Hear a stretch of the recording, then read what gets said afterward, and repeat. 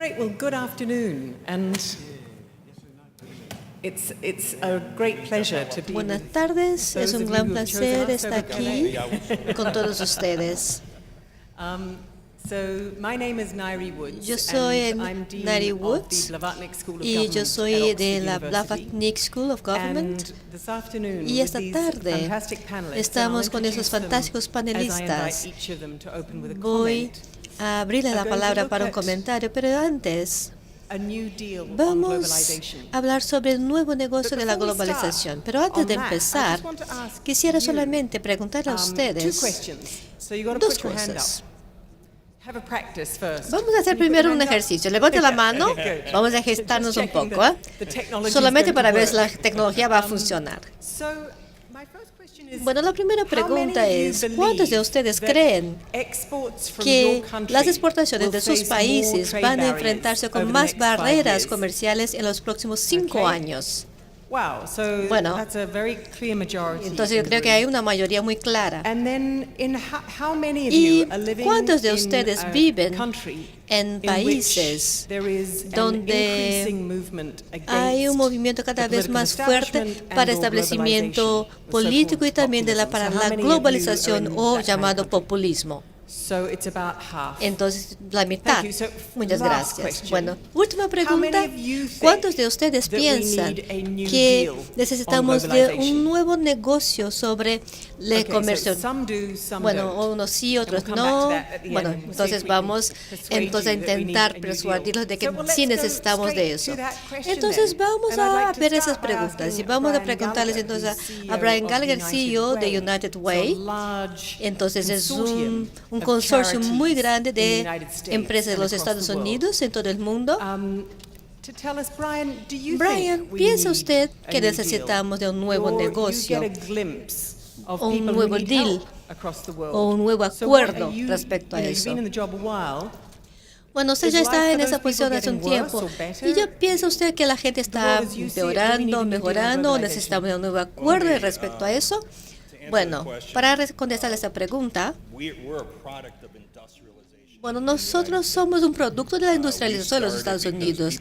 Empezamos porque la gente necesitaba de fabricación, de nuevo empleo en las fábricas.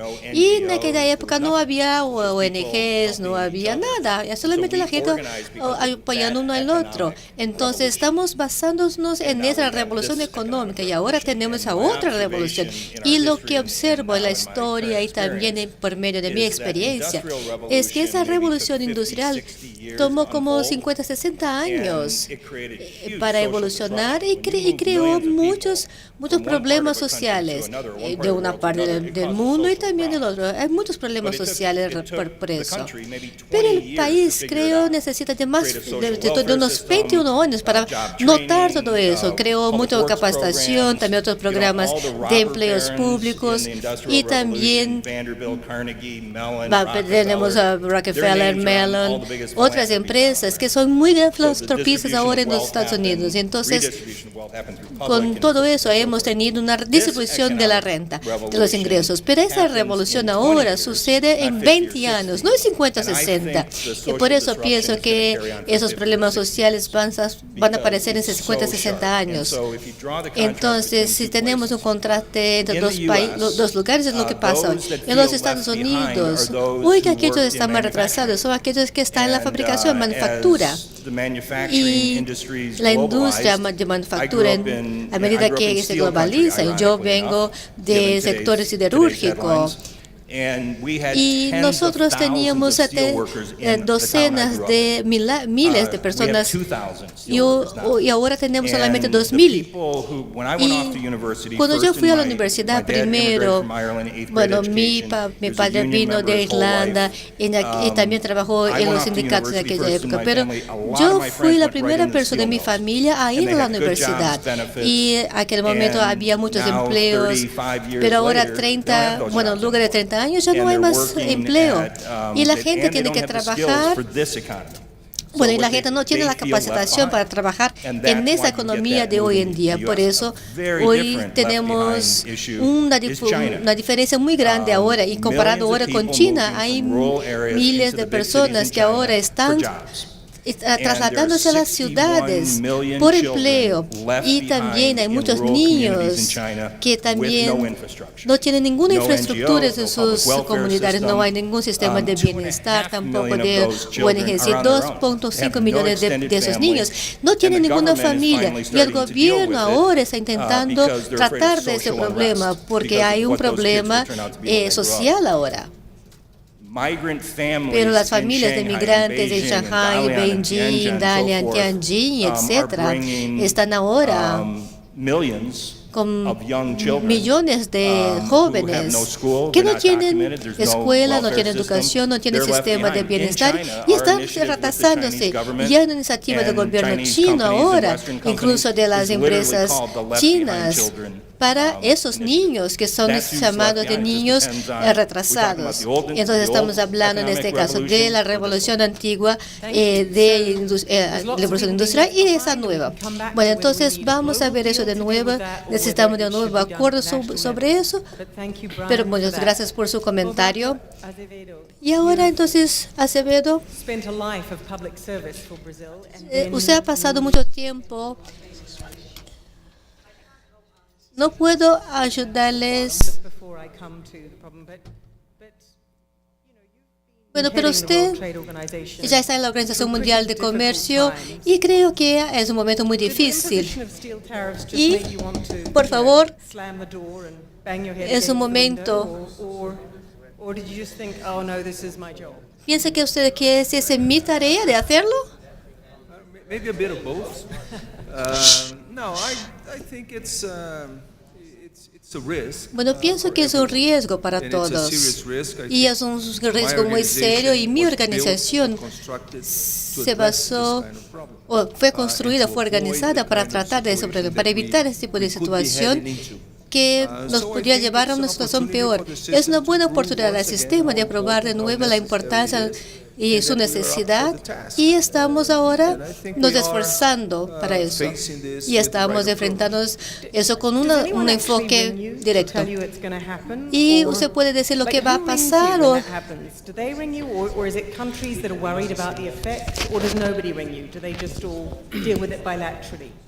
No, we talk a lot. bueno, nosotros estamos hablando mucho.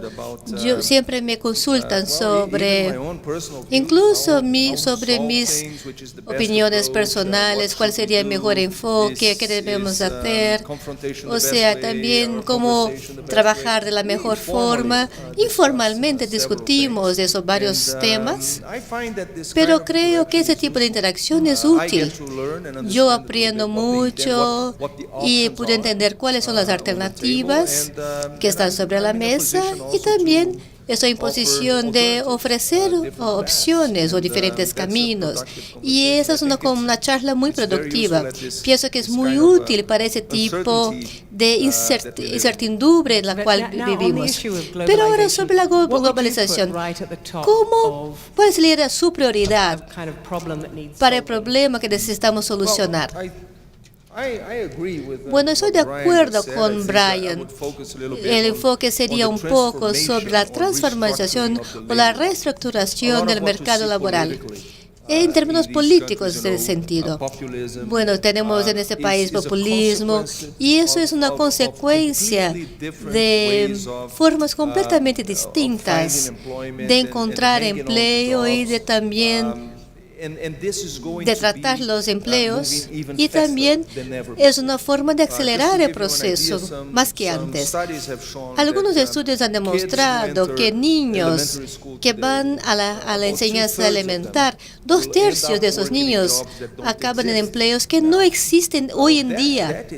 Y eso es fantástico, porque ¿cómo se puede preparar a los niños para ese tipo de mundo? ¿Cómo vamos a garantizar que alguien que ha perdido su empleo empleo en siderúrgica, por ejemplo, o cualquier otro tipo de producto de manufactura, ¿cómo podamos ponerlo en otro tipo de empleo? Porque estamos creando más empleos que antes. Pero una persona que se pierde un empleo en una fábrica no necesariamente se va a emplear en otro tipo de trabajo, porque hay necesidad de un diferente conjunto de competencias requeridos. Y ese cambio va a suceder de forma muy rápida. Hoy en día, la gente piensa, como Brian comentó, que la gente está moviéndose por varias partes. Y entendemos que hoy el 80% de los empleos que se pierden en economías avanzadas se pierden a causa de la tecnología, no se pierde por inmigrantes, ni tampoco por importación o exportación, es solamente basado en la automatización y también de formas más productivas de realizar cosas. Pero eso ya hemos observado y tenemos que estar listos para eso, porque eso no se va a detener. Eso no hay algo que va a detenerse y va a acelerarse cada vez más. Entonces el tema es cómo tratar todo eso. Hay varias cuestiones, hay varias cosas que tenemos que intentar enfocar, pero tenemos que tener un enfoque más horizontal, incluso también por recapacitación del mercado laboral, o también de la fuerza de trabajo. Y también la seguridad social tiene que cambiar. Es otro estudio también que yo le encontré muy útil. La preservación de un empleo con medidas protectivas pueden costar 10 veces más que el salario del empleo que usted está intentando proteger. O sea que será más barato a la economía recapacitar y hacer que la gente se readapte a esa nueva tecnología en lugar de proteger a los empleos. Yo pienso que ese es el gran desafío que tenemos en adelante y los gobiernos deben actuar y rápidamente. Bueno, gracias.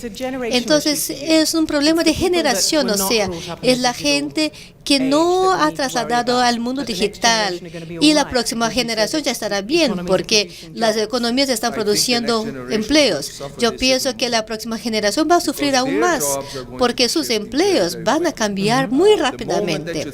Y cuando uno piensa que uno ya tiene un empleo y se está seguro, no, eso va a desaparecer. Imagínense con una inteligencia artificial, y no hemos llegado ahí, pero cuando lleguemos de hecho a un punto en el cual donde tengamos inteligencia artificial, la gente, el trabajo laboral podrá ser sustituido por esa tecnología. Bueno, gracias. Y ahora entonces Michael Gregoire, el CEO de CA Technologies, y también, es una empresa de tecnología. Bueno, Roberto ha destacado el cambio de empleos y sé que también se va a tratar de eso, pero es no solamente una cuestión de cambio de empleo, pero también lo que ya discutimos antes, es que hay una caída muy constante del 50% de la gente que ve sus ingresos caer, y también hay mucha desigualdad en varias partes del mundo. ¿Y eso le parece un ambiente sostenible o piensa que eso se va a equilibrarse por sí solo? Bueno, rápidamente quisiera contar algo de nuestro país, que se llamaba la bandera roja. Entonces, es cuando alguien llegaba con una bandera roja adentrando a Londres. Y eso mostraba la producción de automóviles y que mostraba una innovación. Y eso duró como 2 semanas. Bueno, entonces ese tsunami de tecnología que estaba avanzando aceleró mucho el ritmo de todo, que eso no va a detenerse. Bueno, considerando eso, vamos a ver la forma de disparidad entre las personas que viven en Haití y también que trabajan como obreros. Y eso es capitalismo. Si usted tiene una competencia que está limitada y que es exclusiva y que se requiere por algo, el mercado va a compensar eso mucho más que la competencia para tratar con commodities. Entonces, claro que no podemos simplemente tirar al capitalismo al basurero, porque tenemos que entender todo eso y ver cómo podemos lidiar con todo eso. Yo pienso que encontrar la manera correcta de tratar con las empresas de tecnología de forma que sean responsables de su innovación. Una de las cosas que es muy frustrante y es también el resultado de la globalización es la localización. Muchos gobiernos tienen sus ideas de cuáles son las reglas que se aplican a los datos, y las empresas tecnológicas necesitan someterse a la soberanía de los países y que nadie puede estar de acuerdo con eso. Tenemos que tener todo eso muy claro. O sea que invertir más en innovación y dejar que las nuevas tecnologías, nuevas aplicaciones y nuevos sistemas se implementen. ¿Y qué le pide la sociedad de nosotros? Es que nosotros tenemos mucho contenido de capacitación de las competencias que se necesitan hoy y en el futuro. Y hay un ecosistema que puede construir esta capacitación para la permanencia, para una perpetuidad. Entonces, cuando se implementen los sistemas, cuando lleguen las tecnologías nuevas y cuando trabajemos con los datos analíticos y cuando podamos trabajar con inteligencia artificial, de hecho, ya estaremos con toda la capacidad de tratar con competencia todo esto. ¿Y por qué una alianza entre el sector privado y público no pueden apoyar esa capacitación de forma que la gente que quiera participar en todo eso, en esa economía, tenga toda oportunidad de hacerlo? Pienso que ya hemos empezado con eso.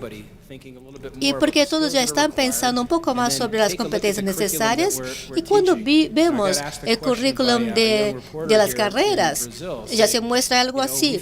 Hablando con un periodista, la persona me dijo que la capacitación, el entrenamiento va a suceder en 7 o 9 naciones, y ese currículum ya está con 50 años obsoleto. Tenemos que parar y pensar cómo enseñar de aquí a 5 años el sistema público de enseñanza. Brasil es un país maravilloso, pero tiene el analfabetismo técnico. La gente madura y los jóvenes ya saben cómo utilizar los móviles, pero la gente más madura no sabe usarlo, pero los niños sí. Entonces tenemos que pensar la competencia que ya tenemos, perfeccionarlo y no pensar en lo que mi padre aprendió, que es distinto de lo que los niños están aprendiendo hoy. Entonces creo que eso tiene que ver con la parte de competencias. Pero vamos a pensar el capitalismo, porque mucha gente, como el CEO de Chase, dice que nosotros tenemos que doblar el crédito de impuestos o también mejorar robóticas. Y McKinsey y Tata dice que el capitalismo está desequilibrando todo. Entonces tenemos que pensar en capitalismo y ver cómo podemos garantizar un sistema en que todos pueden participar. Bueno, el 40% de nuestras acciones están ahí, y ya estamos haciendo eso desde los últimos 50 años. Estamos cuidando de las comunidades donde estamos operando, y eso es buen negocio.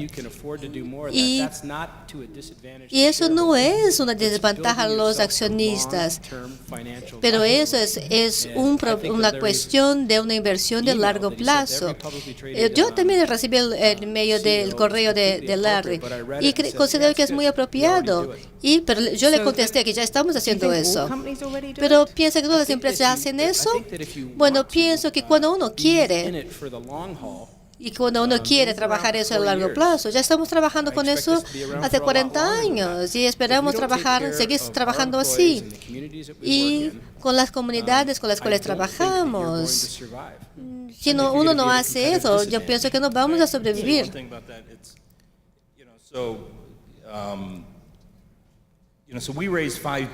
Bueno, nosotros trabajamos con $5.000 millones cada año con corporaciones, trabajamos con corporaciones, con comunidades. Y yo soy un capitalista, yo soy un profesional, un líder de una ONG que está dirigida al mercado. Y antes de todo eso, los mejores líderes de negocios tienen que entender que los empleados vienen de las comunidades donde ellos actúan. Y lo que cambia ahora en términos de acuerdo es porque ahora tenemos economías nacionales y no existen gobiernos globales. Con los datos que tenemos, se puede trabajar sobre derechos humanitarios, también con educación, y toda la comunidad puede venir junto con todo eso. Y además de eso, el gobierno también les acompaña. Y será mucho mejor para un individuo o una familia tener a un empleo de buenos ingresos en lugar de estar dependiente del sistema de bienestar. Claro que mejor sería tener los dos, pero con el sistema educativo se basa más en la antigua economía. Para las economías hoy, ese tipo de trabajo debe seguir existiendo, o sea, con programas gubernamentales, también con el refuerzo del sistema educativo. Y mi colega puede decir, ¿por qué no avanzamos con la capacitación? Claro, algunas instituciones con las cuales trabajamos hoy, educativas, no están preparando a los empleados para el futuro. Bueno, ya vamos a regresar acá, pero ¿cuántos de ustedes piensan que las competencias y la capacitación pueden solucionar el problema de esta proporción de trabajadores que en este momento tienen sus ingresos disminuidos?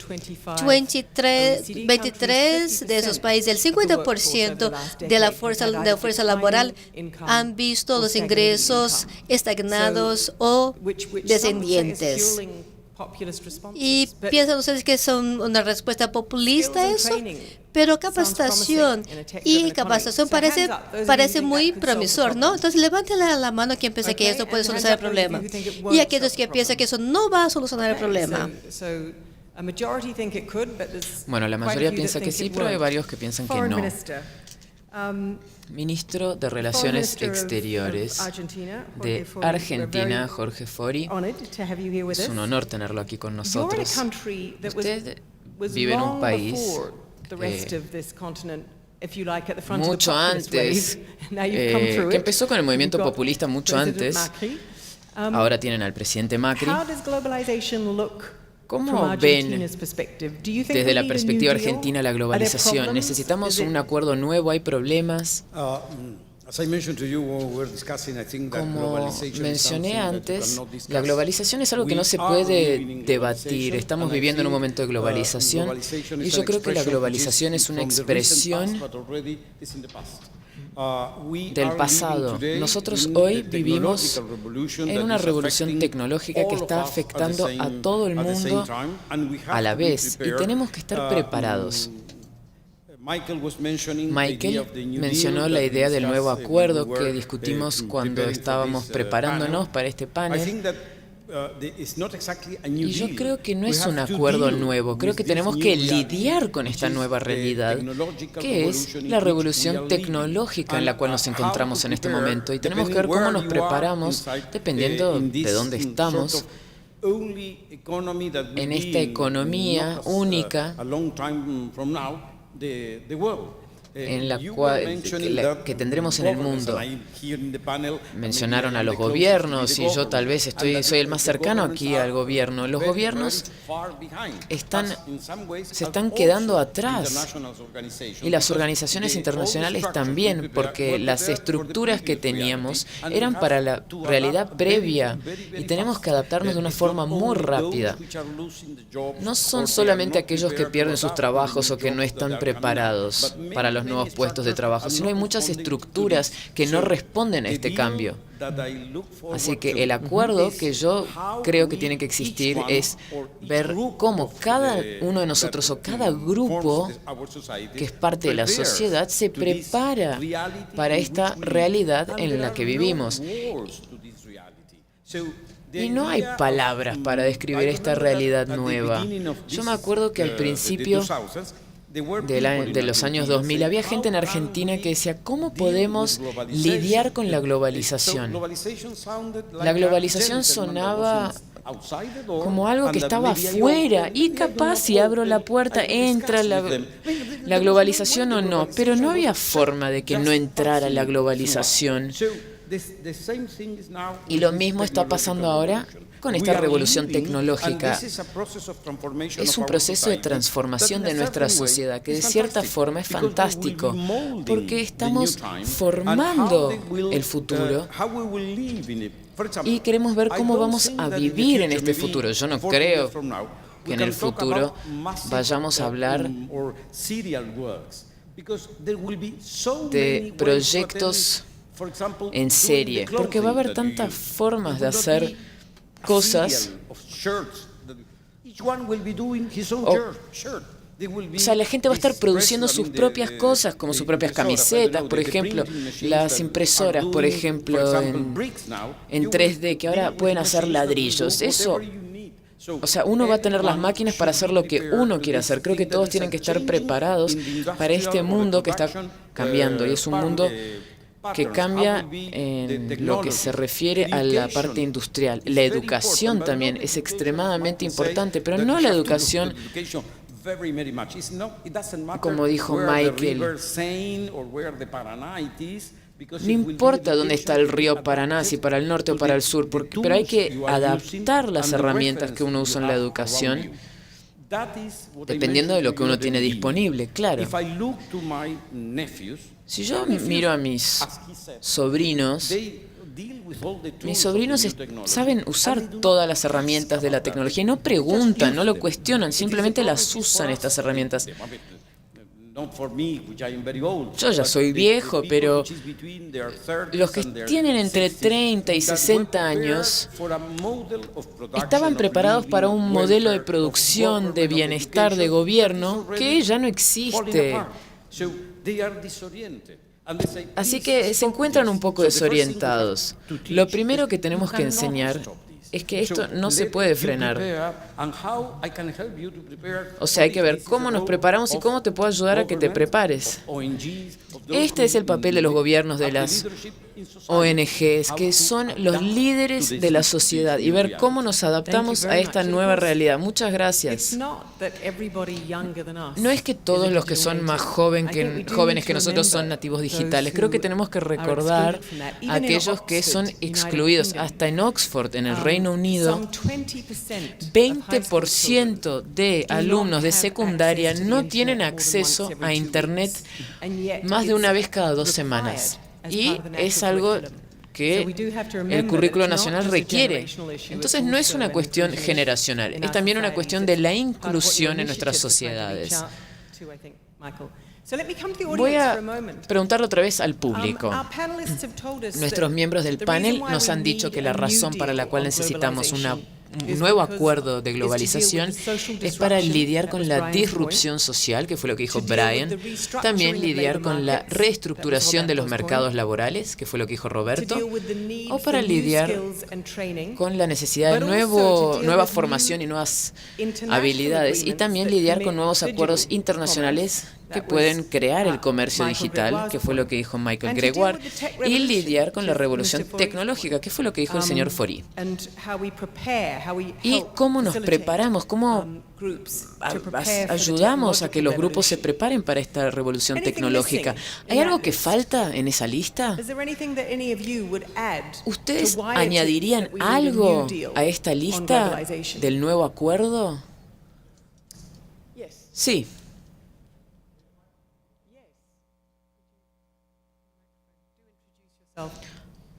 Por favor, preséntese. Yo soy Daniel Pfeffer. Soy de ICC Brasil. Lanzamos una iniciativa llamada ITTI.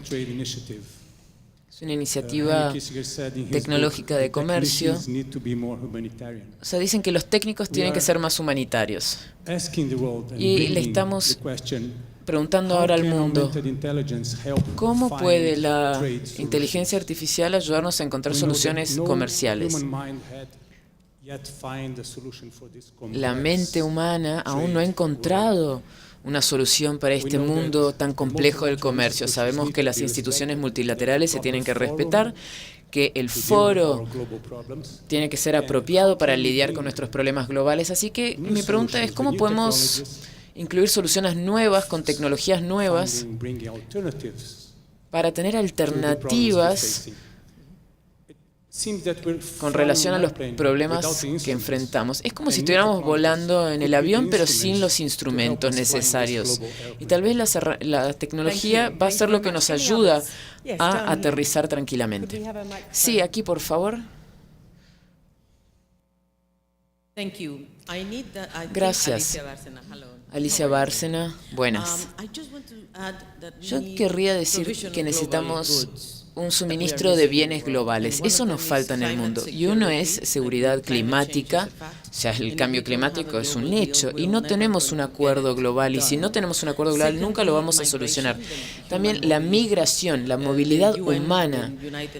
Las Naciones Unidas ahora están negociando un acuerdo global sobre la inmigración. Creo que es algo de movilidad global, creo que lo llaman. Y luego la tercera, que es mi gran expectativa, que es un nuevo conjunto de reglas financieras. Creo que la parte financiera de la ecuación está un poco desfasada. Son flujos financieros, lo cual me parecen bien, pero necesitamos un acuerdo global, especialmente en la parte de políticas fiscales para garantizar. Y esto se ha intentado hacer, pero creo que hay que entender que la globalización se trata de maneras de producir transnacionalmente. Y ahora nos estamos enfrentando a una forma transnacional de desmaterialización. O sea, Facebook, Google, y eso exige otras reglas para el juego. Hay que entender realmente qué está pasando en términos de la globalización de la economía, qué está pasando de producción a algo que es pasar de bienes a bytes. O sea, hay otro paradigma totalmente nuevo que está siendo creado ahora y realmente no sabemos, tal vez ustedes sí saben, pero nosotros realmente no sabemos qué camino tomar. Es un nuevo paradigma en muchos aspectos. Pero sí creo que la movilidad humana, la seguridad climática son factores importantes. Sí, atrás. Thank you very much. Philip Hauser from the NG Group. Hola, Philip del Indie Group. Quería agregar otra dimensión. No todo es digital. Dependemos de los flujos materiales. Empezamos a hablar de la descarbonización y me pregunto si esta tarea de la gestión de los paisajes y ser carbono negativos, la reforestación. Esto tiene que ver con crear trabajos, mejorar la calidad de vida en áreas rurales y el uso de la tecnología puede ayudar. no solo las tecnologías, sino la gente también. Y la gente tiene que tener buenos trabajos y buena calidad de vida. Y por un lado no podemos satisfacer la necesidad para tener ciclos circulares, sino lineares, ayudar a la economía y mejorar ese paisaje. ¿Hay algún comentario más? A ver, aquí, adelante.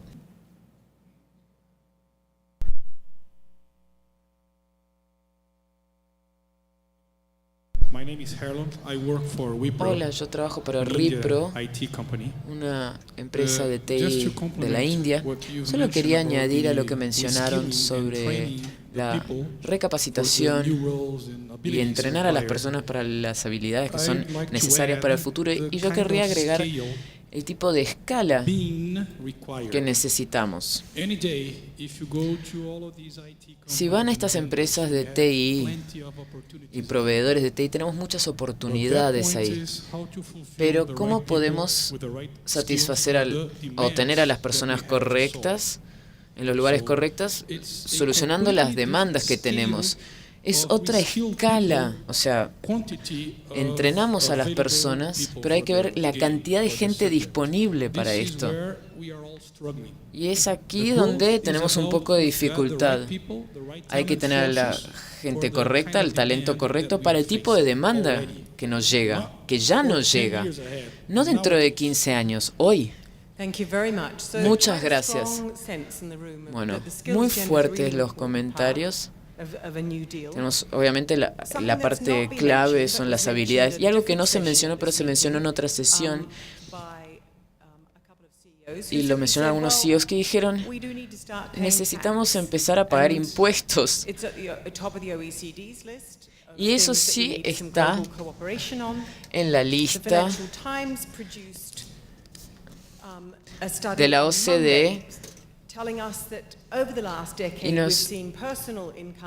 Y hemos visto que los impuestos personales individuales, digamos, han aumentado y los de las empresas en la OECD han caído un 10%. Muchos gobiernos sienten que estamos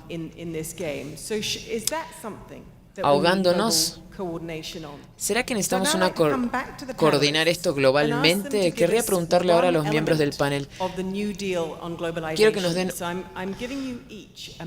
O sea, tienen ustedes una varita mágica cada uno y pueden elegir o crear un componente de un nuevo acuerdo para la globalización. Roberto, ¿te gustaría empezar?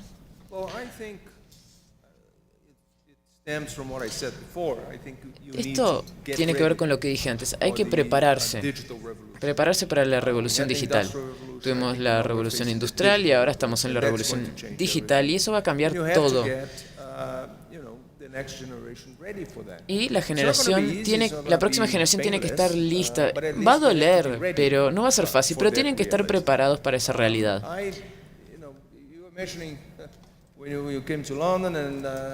Mencionaron cuando vinieron a Londres y cómo cambiaron las cosas tan rápido. Y cuando yo estudiaba aquí en Brasil, para mí era muy claro que uno tenía que tener habilidades lingüísticas, había que interactuar más, así que la prioridad en mi familia era aprender otros idiomas. Yo tuve que aprender inglés, mi hermano también, porque la escuela no estaba lo suficientemente preparada para brindarnos eso. Hoy hay que aprender otro idioma. Si yo tuviera hijos hoy, y hay países que lo están haciendo, o sea, hay una clase obligatoria que no es inglés, francés, latino u otro idioma, sino codificación. Los niños empiezan a aprender codificación. ¿Por qué? Porque van a poder entender la lógica que hay por detrás del mundo digital. Pero mi pregunta para todos los miembros del panel es, ¿será que no estamos siendo todavía muy tranquilos con estos cambios?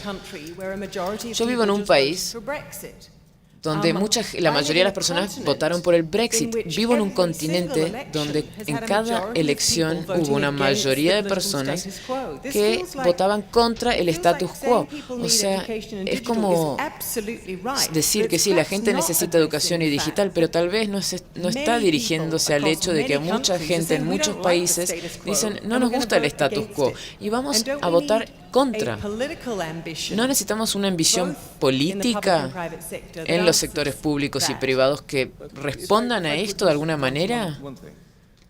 Solo querría decir una cosa. Parece obvio hoy, pero no era obvio hace 2 años.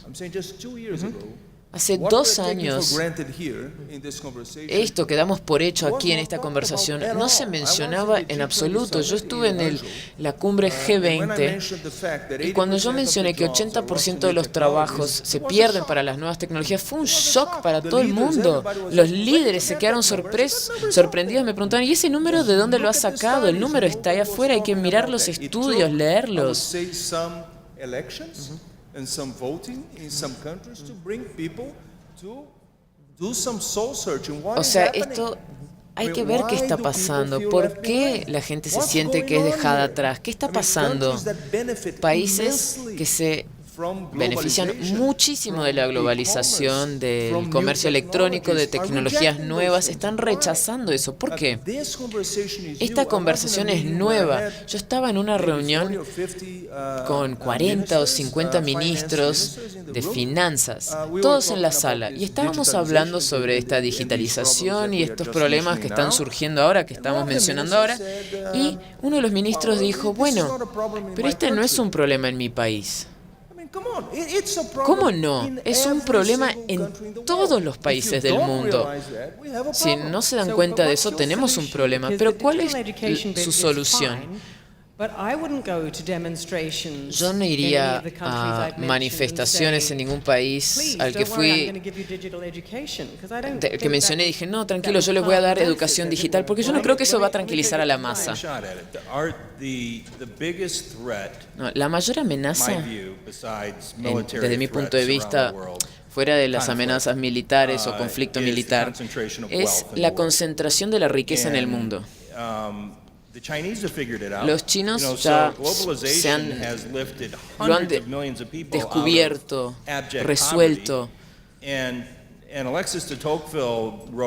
Alexis de Tocqueville escribió una vez diciendo que no es que las personas, no son las personas, los gobiernos no se tienen que preocupar por los que están en la pobreza, sino aquellos que salieron de la pobreza y empiezan a ver que no tienen. Si la concentración de la riqueza no empieza a reducirse, si las clases medias, si los ingresos personales no empiezan a aumentar en países desarrollados, today than 10 years ago is digital technology allows o sea, hace 10 años to turn violent. Estas manifestaciones no se convertían en violentas, hoy se convierten en violentas mucho más rápido. ¿Cuál es la solución? Voy a dar una frase y después vuelvo a tu pregunta de los impuestos. En todas las partes donde vamos, estamos trabajando sobre grandes cuestiones de educación, trabajos, y todos son un cambio de sistema. Los sistemas son los problemas, porque ellos tienen que cubrir toda la economía, pero toman todo el dinero, y incluiría también los impuestos. Una de las razones, bueno, claro, también incluiría aquí el sistema educativo, también sobre la tecnología y ahí de que eso se incorpore también la capacitación. Claro que eso también, el mundo digital también va a acabar con todos esos trabajos. Esos empleos también se van a destruir por causa de eso, porque los sistemas, el sistema educativo, el sistema de capacitación o la democracia está ahora operando, incluso en los Estados Unidos. El 30% de todos los millennials de los Estados Unidos piensan que un gobierno autocrático sería mucho mejor que una democracia, porque el acuerdo ahí, bueno, claro, también todo se representa la democracia. Nosotros estaríamos en otro nivel para tener representantes y nosotros, ellos tendrían otros representantes. Eso ya está sucediendo. Estamos redistribuyendo la riqueza. Es un problema de impuestos, de capacitación para empleos y también para los líderes políticos de todo el mundo. Tiene que parar de jugar de esta manera.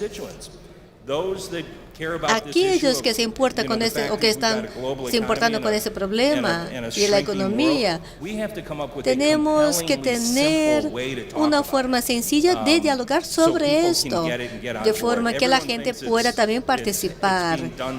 Eso también es hecho para ellos. Yo pienso que los líderes políticos están regresando a seguridad, a trabajar de forma de corto plazo y ahí también es donde hay una gran concentración de riqueza, que puede ser una gran amenaza al mundo. Y los líderes políticos, señor ministro, ellos no tienen visión y más honestidad. Hay un ejemplo en mi cabeza, como por ejemplo en 95, cuando hubo un problema en el Reino Unido. Bajo esas condiciones, no pudimos obtener un plan muy claro para que todo niño en Gran Bretaña pudiera tener un buen servicio de sanidad, escuela y vivienda. Y eso representaba un gran porcentaje del PIB y el gobierno trabajó muy bien, pero no escucho políticos de establecimiento con ese tipo de visión. Y son populistas que tienen grandes ideas. ¿Qué piensa usted sobre eso? Bueno, yo voy a regresar un poco ahí. Primeramente, sobre la lista de deseos, lo que necesitamos. Necesitamos de nueva narrativa comparado al tiempo que vivimos hoy. Y cada revolución produce una nueva realidad que incluye un nuevo conjunto de valores. Tenemos que discutir esos valores, los valores de la sociedad en la cual vivimos y también en las instituciones que van a tener que cambiar por causa de eso. Porque ahora tenemos una descripción de las funciones de la democracia, tenemos capa, todo eso, pero hoy la tecnología hace que mucha gente no use los canales que reconocemos como democráticos. Ellos están utilizando los influencers o gente que cree ideas, lo que es bueno, lo que es malo, lo que hay que hacer. Y ellos entonces no hacen eso por medio de los canales con los cuales estamos acostumbrados a usar. Incluso por el tema de impuestos. La forma como nosotros proporcionamos impuestos es una respuesta a la producción que ya tenemos hace mucho tiempo. Incluso también, no sé, eso viene desde la era medieval, pero hoy tenemos cosas electrónicas, o sea, las monedas están desapareciendo. No usamos más dinero en vivo, en efectivo. Entonces, ¿cómo vamos a tratar todo eso? Porque no me gusta utilizar esa palabra control, porque no se adapta a las cosas controlando las cosas, pero sí con la participación. Entonces, en este momento, en esta revolución, tenemos que ser valientes. Porque nunca podemos tener miedo de eso. Tenemos un desafío y no debemos movernos hacia atrás. Tenemos que movernos hacia adelante. Entonces, no tenemos que ser nacionalistas, porque eso sería un momento bueno para un corto plazo de tiempo. Entonces no tenemos que preocuparnos con lo que tenemos en el futuro, ¿no? Tenemos que tener dinero para ser muy ricos y eso será su objetivo. Por ejemplo, Argentina, 20 años antes era populista, entonces tomaba el dinero de aquí, el dinero después se pasó a las manos de otro y ahora fue al fondo y ahora es al banco, pero ahora no hay más dinero. Entonces, si no hay más dinero, no se puede dar más dinero a nadie. Y entonces tenemos que tener conciencia de todo eso, y eso, en este momento eso está relacionado con la competencia. Y ser competitivo tiene que ver con el hecho de tener la capacidad de tratar con la realidad, con la tecnología y la productividad. Pero la gente dice, no estoy preparado para eso, ¿cómo lo puedo hacer? Entonces nosotros tenemos que ayudarlos para no dejar a nadie atrás. Entonces tenemos que trabajar con esos valores que están muy arraigados en la sociedad, porque las sociedades, bueno, cuando vimos a un jovencito que se moría en la costa de Turquía, todos se pusieron muy emocionados, porque el mundo dice que eso no puede suceder a un ser humano que sea.